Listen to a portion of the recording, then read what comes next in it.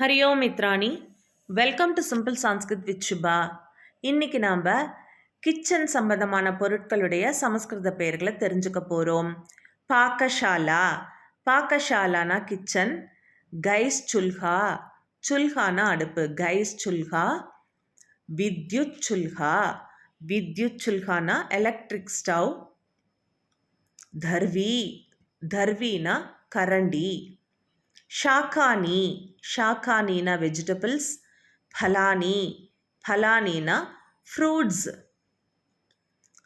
கபாட்டிகா, கபாட்டிகானா ஷெல்ஃப்.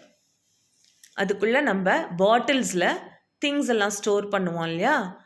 கூப்பினா பாட்டில், கூப்பி பாத்திரம் அப்படின்னு ஸ்டோரேஜ் பாட்டில்ஸ்க்கு சொல்லலாம்.